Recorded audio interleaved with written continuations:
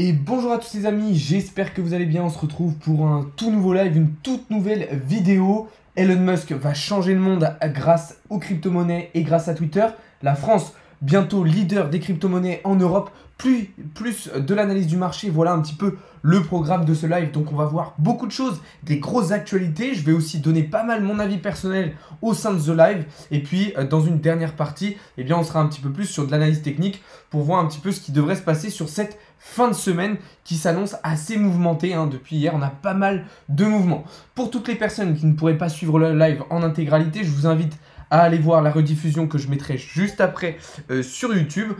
Pour ceux qui sont sur le live sur TikTok, n'hésitez pas à poser vos questions, j'y répondrai en toute fin de live. Voilà, je me concentrerai sur vous en fin de live vraiment. Et puis on va pouvoir commencer tout de suite. Donc Elon Musk visiblement veut vraiment totalement changer la face du monde et notamment via les réseaux sociaux. Il avait la semaine dernière acheté un petit peu moins de 10% de Twitter et désormais il a fait une nouvelle offre à plus de 43 milliards de dollars pour acheter tout simplement 100% des actions de Twitter et donc devenir tout simplement propriétaire du réseau social.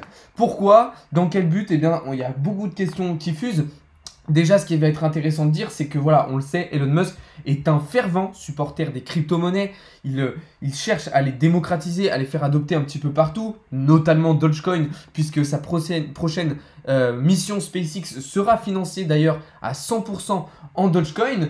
Donc on sait, niveau crypto-monnaie, niveau nouvelles technologies, c'est un fervent supporter. Donc on peut imaginer que s'il arrive à acheter Twitter en intégralité, il va essayer du coup d'intégrer un maximum ces nouvelles technologies et notamment les crypto-monnaies à Twitter. Alors on le sait, Twitter est déjà assez ouvert à ces nouvelles technologies, notamment via les NFT. On sait le travail que Jack Dorsey avait fait sur son réseau social. Mais là, avec l'arrivée d'Elon Musk, ça pourrait prendre une toute autre tournure. Il a aussi la volonté, et ça il l'a exprimé, de remettre tout simplement la liberté d'expression au cœur des réseaux sociaux. Comment? Eh bien, il souhaite tout simplement sortir Twitter du coup de la bourse. C'est-à-dire qu'aujourd'hui, Twitter est tout simplement coté au Nasdaq, donc à la bourse américaine. Et Elon Musk, ce qu'il veut faire, eh bien, c'est le sortir tout simplement de la bourse Twitter. Donc du coup, ça enlèverait un petit peu le côté spéculatif du réseau social pour en faire vraiment un lieu de liberté d'expression, d'échange d'informations totalement libre, et puis pas seulement forcément d'informations, puisque ça pourrait être potentiellement à l'avenir aussi de produits, avec justement un écosystème crypto qui permettrait d'alimenter tout ça. Donc là, voilà, je donne un petit peu mon opinion, je donne un petit peu mon avis et des hypothèses sur ce qui pourrait être fait, mais il faut comprendre que c'est vraiment pas quelque chose d'anodin, et que ce rachat va potentiellement changer énormément de choses. On le sait, Elon Musk, c'est quelqu'un de très ambitieux, c'est quelqu'un qui a des rêves, c'est quelqu'un qui veut changer beaucoup de choses, C'est une personne qui, certes, fait partie du monde capitaliste tel qu'on le connaît aujourd'hui, mais c'est aussi une personne qui critique justement ce monde capitaliste aujourd'hui tel qu'il est, et qui critique aussi les déviances justement de cette société telle qu'on la connaît aujourd'hui. Donc voilà, on sait que c'est quelqu'un qui peut changer beaucoup de choses, qui ne s'arrêtera pas au moindre petit obstacle, et donc on peut lui imaginer, on peut imaginer une suite assez intéressante à suivre. Donc voilà, moi en tout cas, je pense que ça pourrait être intéressant pour Twitter, voilà, d'accepter cette offre, parce que voilà, encore une fois, il va falloir que cette offre soit acceptée. En tout cas, il a dit que si elle était refusée, il sortirait totalement de Twitter. Voilà, il n'essaierait pas de racheter une nouvelle fois. Il vendrait même les 9,2% d'actions qu'il avait achetées la semaine dernière. Donc voilà un petit peu un premier point très intéressant qu'on pouvait faire sur cette news qui va potentiellement changer beaucoup de choses et puis qui va potentiellement aussi impacter le cours du Dogecoin. C'est ce qu'on va regarder rapidement sans rentrer dans de l'analyse technique. Dogecoin qui est aujourd'hui juste au niveau des 14 centimes. On sait, il est dans une très grosse tendance baissière depuis maintenant plusieurs mois, depuis maintenant la TH, et bien tout simplement qu'on avait eu au printemps 2021, donc il y a quasiment un an, comme vous le voyez juste ici. On sait une poussée d'Elon Musk, que ce soit via des actualités de ce genre ou via la mission SpaceX, pourrait renvoyer le Dogecoin dans des sphères un petit peu plus hautes. Pour l'instant, Elon Musk ne communique très peu sur cette crypto-monnaie, donc on va suivre ça dans les prochains jours et dans les prochaines semaines, dans les prochains mois, etc. Voilà un petit peu pour cette première actualité qui va changer beaucoup de choses, je l'espère, et qui est selon moi extrêmement intéressante. Dites-moi un petit peu dans le chat et dans les commentaires ce que vous pensez de ça. Est-ce que vous trouvez que c'est une bonne chose qu'Elon Musk rachète Twitter? Est-ce que vous pensez qu'il va faire des choses intéressantes avec Twitter, les crypto-monnaies, etc. Ou est-ce que vous pensez que c'est uniquement un coup de com' totalement bidon? Voilà un petit peu, on passe tout de suite à cette deuxième chose très intéressante dont je voulais vous parler au sein de ce live, c'est tout simplement le fait que selon le PDG de Binance, voilà, la France serait le futur leader des crypto-monnaies en Europe. C'est ce qu'il a annoncé sur BFM TV, enfin sur BFM Business plus précisément. Donc comme vous le savez, on avait hier et tout le début de la semaine, eh bien, un sommet tout simplement des NFT à Paris où on avait justement tous les plus grands personnages de l'univers crypto NFT qui étaient présents. Et donc ça a permis à certains médias comme BFM Business d'aller justement interviewer bien tout simplement ici le PDG de Binance. Alors qu'est-ce qu'il a dit ce PDG de Binance? Eh bien il a annoncé que voilà, la France était selon lui un pays qui était pro-crypto, pro-business, qui était ouvert aux nouvelles technologies et que la France pouvait être utilisée comme une rampe de lancement en fait pour les crypto-monnaies au sein de l'Europe. C'est pour ça aussi qu'il a annoncé un plan d'investissement à 100 millions d'euros pour justement démocratiser et faire connaître les crypto-monnaies aux yeux de tous. Il a d'ailleurs annoncé un espace et même plusieurs espaces qui vont être dédiés au Web3 un petit peu partout en France, en commençant par Paris évidemment. Donc selon lui, la France pourrait être voilà, futur leader des crypto-monnaies en Europe.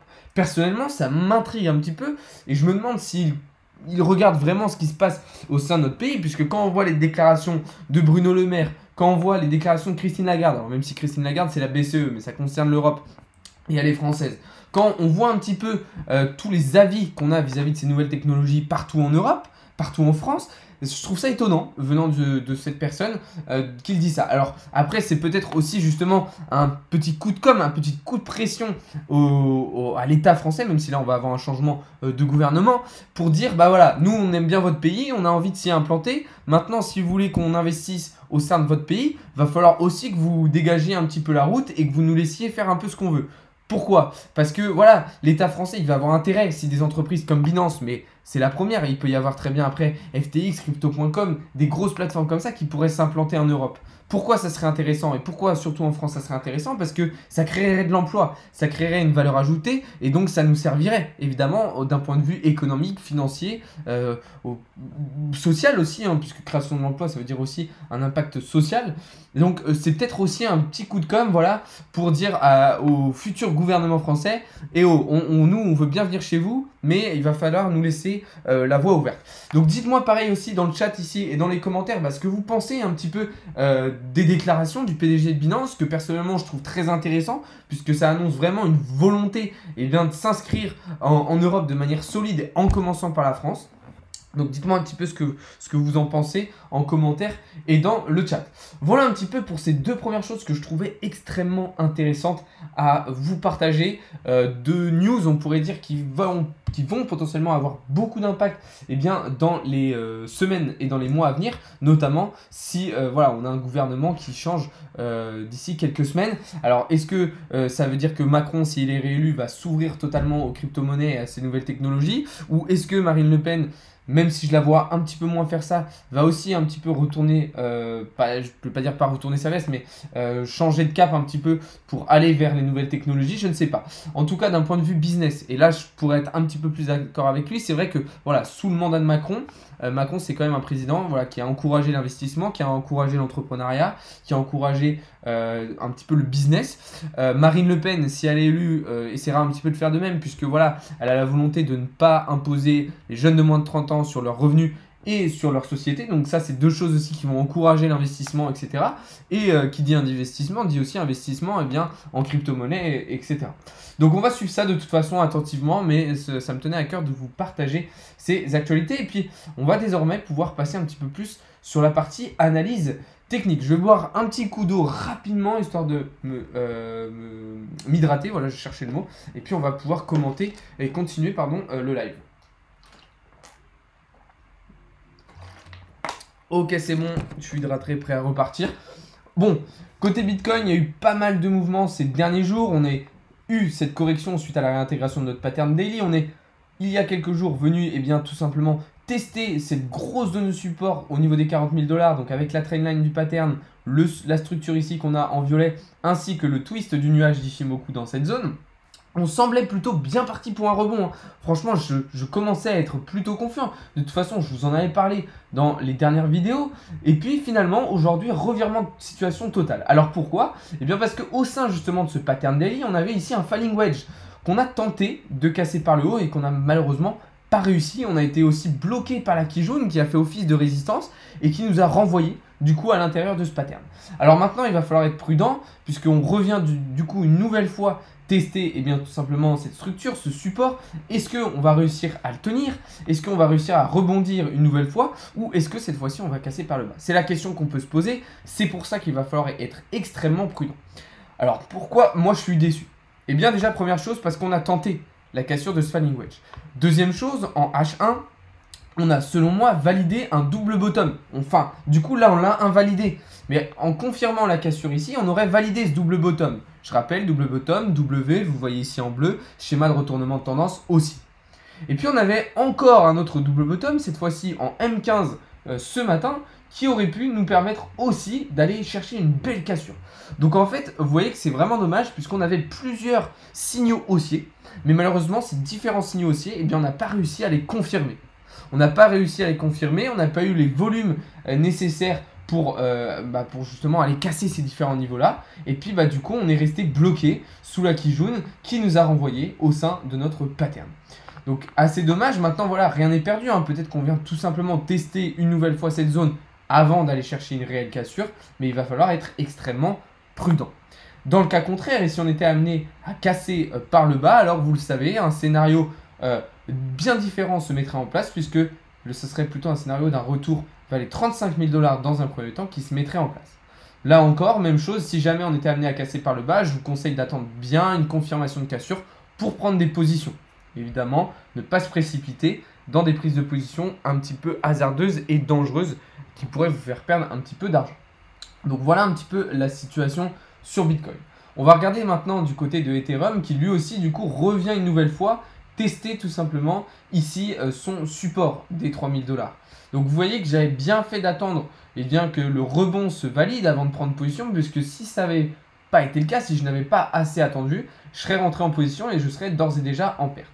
Alors Ethereum lui nous fait des choses un petit peu moins agréables puisqu'il est en train de tenter en plus en H1 la cassure de ce pattern d'élargissement symétrique ascendant par le bas. Ce qui lui ferait aussi réintégrer du coup son pattern daily. Et donc là, ça serait vraiment embêtant puisque du coup, ça nous amènerait vers une correction plus importante, selon moi, en direction probablement ici du précédent support, donc du support actuel, pardon, mais sur le bas du support actuel, donc entre les 2940 et 2960 $.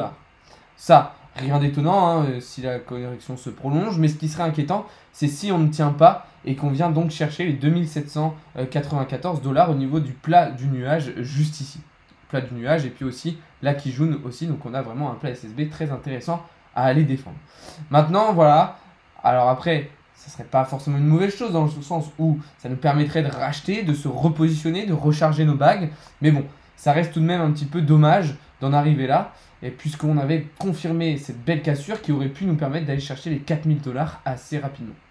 De toute façon, ce scénario des 4000 $, désormais, il est activé. Donc, tant qu'on ne repasse pas, tant qu'on ne recasse pas ce pattern par le bas, ce scénario est toujours valide. C'est-à-dire que tant qu'on ne voit pas casser, selon moi, à ce niveau-là des 2400 $, pour moi, le scénario tient toujours. Maintenant, voilà, il va falloir faire attention puisque ça peut aller très très vite si jamais le Bitcoin était amené à revenir vers les 35 000 $. Donc voilà un petit peu la situation sur Ethereum. On va regarder maintenant ce qui se passe du côté du GMT, puisque vous êtes nombreux tous les jours à me poser la question. Qu'est-ce qui se passe sur le GMT? Est-ce que c'est intéressant, etc.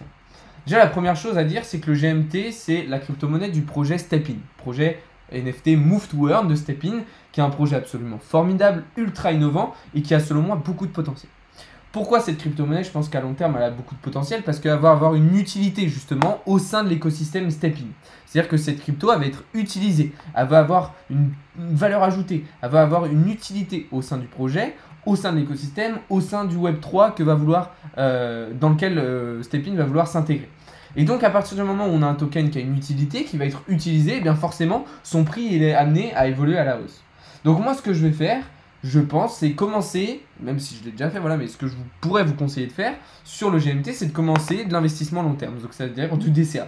C'est-à-dire que tous les mois, voilà, mettre une petite somme sur le GMT, puisque je pense que ça peut être très intéressant. Maintenant, en termes de trading, moi personnellement, ce que j'ai identifié, c'est voilà, ce triangle de compression en H4. Ce triangle de compression, je vais tout simplement attendre qu'il casse par le haut pour prendre position. Sachant qu'on va avoir aussi le nuage ici d'Ishimoku à casser.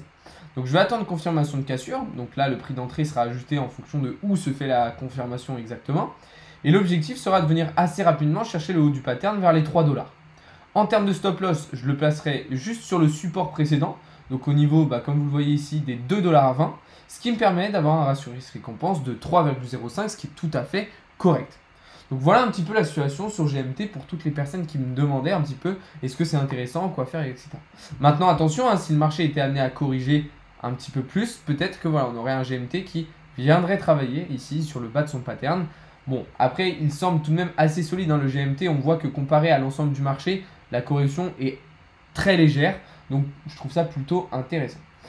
Du côté du Ape, là on a été rejeté encore une fois sur le haut du triangle de compression. On a une situation un petit peu similaire sur le Apecoin.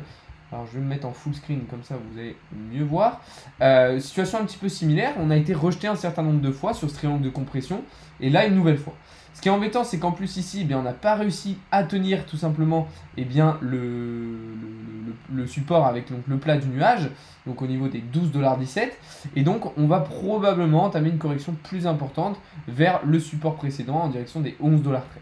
Évidemment, ça va dépendre aussi du comportement du Bitcoin.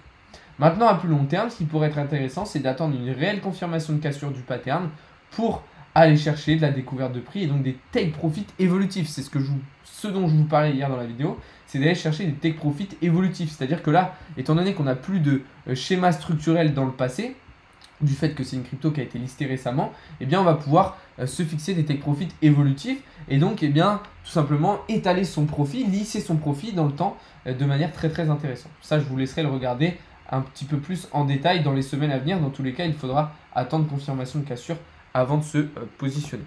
Voilà un petit peu la situation sur le Apecoin. Voilà, maintenant on va passer du côté d'Avax qui lui évolue au sein de ce biseau descendant. Alors, pourquoi c'est intéressant un biseau descendant? Parce que généralement c'est un pattern qui vient casser par le haut. Maintenant, ce qui est embêtant, et moi ce que j'aime pas trop avec les bisseaux descendants, c'est que des fois ils peuvent être très très très longs. Donc c'est-à-dire que là on pourrait très bien avoir un biseau descendant sur Avax, qui nous ramènerait vers les 60 $. C'est-à-dire qu'il pourrait se prolonger énormément. Bon, maintenant, moi j'y crois pas parce que voilà, on va quand même arriver sur des niveaux de support assez solides au niveau des 75 $ et puis des niveaux aussi au niveau des 68 $, mais ça pourrait se prolonger. Ce qui est dommage aussi sur Avax, c'est qu'on aurait pu ici mettre en place un joli W, tout simplement, donc un double bottom, comme je vous l'ai expliqué tout à l'heure, comme on avait eu sur Bitcoin. Malheureusement, ce double bottom, il a été invalidé puisque là, vous voyez qu'on revient du coup tester les précédents creux. Donc c'est dommage parce que voilà, encore une fois, W, c'est schéma de retournement de tendance haussier, ça aurait pu nous permettre de revenir chercher des targets en direction de l'ATH dans les semaines à venir. Malheureusement, scénario annulé pour le moment du côté de l'Avax. Une autre crypto qu'on va analyser désormais, c'est le NIR, que je trouve en bonne forme en ce moment. Je trouve vraiment qu'il a une charte assez intéressante. Donc je suis particulièrement le NIR en ce moment, sachant que c'est aussi une crypto avec un écosystème assez intéressant, une fondamentale assez intéressante. Donc dans tous les cas, ça reste plutôt important de suivre ce genre de crypto-monnaie. Et le NIR justement, il est en train de revenir tester ici son triangle de compression en H1. Alors, ce qui est plutôt intéressant à dire, c'est que là en plus on va avoir un beau support avec le plat du nuage qui pourrait nous protéger. Maintenant, encore une fois, il va falloir voir comment évolue le marché, puisque si on a un Bitcoin qui plonge, je pense que NIR réintégrera aussi son triangle. Ce qui serait vraiment dommage, puisque après avoir cassé ici son triangle de compression, le NIR en H1 avait activé des targets en direction des 19 $. Donc personnellement, j'avais pris position, j'avais pris position justement à la cassure ici de ce triangle avec des targets en direction des 19,50 $.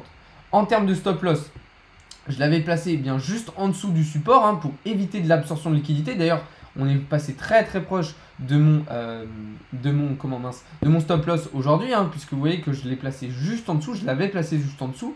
Le but étant d'éviter de l'absorption de liquidité. Qu'est-ce que c'est de l'absorption de liquidité? C'est quand une bougie comme ça va venir faire une mèche bien basse ici, histoire d'absorber toutes les personnes qui étaient en short, de prendre leur liquidité, de reprendre leur position et puis de repartir juste après à la hausse. C'est exactement ce qui s'est passé dans l'heure précédente sur le NIR. Donc c'est pour ça que voilà, des fois il ne faut pas placer pile poil son stop loss sur le support parce que sinon on se fait absorber, on se fait manipuler par le marché et puis on se fait liquider tout simplement notre position. Donc il faut être extrêmement prudent avec ça. Voilà un petit peu pour le NIR. Un autre coin qui a bien marché aujourd'hui pour ceux qui sont dans le VIP, eh bien c'est l'AVE qui a plutôt bien performé. On a fait des choses assez intéressantes tout à l'heure. Alors c'était un trade vraiment à court terme. Il me semble qu'on l'a envoyé en début d'après-midi, le trade sur la AVE, et il nous a permis d'aller chercher des targets en direction des 178 $. Donc en gros, je ne sais plus exactement où c'était. On a pris position dans ces eaux-là et puis boum, on a réussi à aller chercher tout simplement ce niveau. Donc un bon petit trade aujourd'hui qui a fait plaisir sur la AVE. Voilà un petit peu la situation sur le marché, voilà un petit peu ce qu'on pouvait dire sur ces différentes actualités, sur ces différents mouvements. Maintenant voilà, il va falloir être extrêmement prudent. On a un marché qui est assez volatile depuis 24-48 heures, ça se réveille un petit peu. Maintenant, est-ce qu'on va avoir une cassure par le haut définitive, une cassure par le bas? J'ai l'impression que ça fait des mois que je me répète et que je pose cette question. Malheureusement, vous voyez qu'à chaque fois la situation ne change pas. Depuis le mois de janvier, depuis le début de l'année, on est sur des tentatives de cassure par le haut, par le bas, par le haut, par le bas, par le haut et encore par le bas. On a du mal vraiment à se sortir de cette situation. J'espère qu'elle nous sera favorable, j'espère qu'elle nous permettra de venir chercher les 55 000 $ dans les prochains mois. Mais en tout cas, ce début d'année est bien plus long que ce qu'on pensait sur le marché de la crypto. Voilà un petit peu ce que j'avais à dire. Comme d'habitude, si vous n'avez pas pu être présent tout au long du live, je vous invite à aller voir la rediffusion que je vais vous mettre juste après sur YouTube. Je vous invite aussi, si vous voulez avoir une whitelist sur ce projet NFT, à rejoindre le canal Telegram. Je vous ai mis un lien qui vous permet d'être whitelisté pour ce futur projet NFT qui arrive dans quelques semaines, qui va être ultra intéressant. Pourquoi ultra intéressant? Parce que c'est un projet qui a comme pour but de sortir un play to earn, de se développer dans le Web3 et donc leurs NFT vont avoir une utilité. Là, comme pour les cryptos, qui dit utilité dit normalement un prix qui devrait évoluer à la hausse. Donc c'est un projet vraiment très intéressant. Dans tous les cas, je vous laisserai aller voir la roadmap directement sur leur site. Et puis si ça vous intéresse, voilà, ça coûte rien. Vous pouvez très bien vous inscrire pour être whitelisté. Pour ça, vous avez juste à rejoindre le canal Telegram et puis je vous ai mis un lien tout simplement pour être whitelisté. Donc vous regardez un petit peu les messages d'aujourd'hui et vous verrez le message qui correspond à ce projet-là. Je vous invite pour terminer à aussi aller participer aux différents concours qu'il y a en ce moment sur Instagram et sur Twitter avec notamment 200 $ de crypto à gagner. Je vous invite à participer sur les deux pardon sur les deux plateformes pour maximiser tout simplement vos chances de gagner ces 200 $. Et puis sur ce, je vais vous souhaiter une très bonne soirée, un très bon jeudi soir. On se retrouve dès demain matin pour davantage de contenu et davantage d'analyse. Ne bougez pas ceux qui sont sur TikTok, je vous prends juste après pour répondre à vos questions. Et puis pour tous les autres, je vous souhaite une bonne soirée. Salut à tous, c'était Alex de Crypto Learning.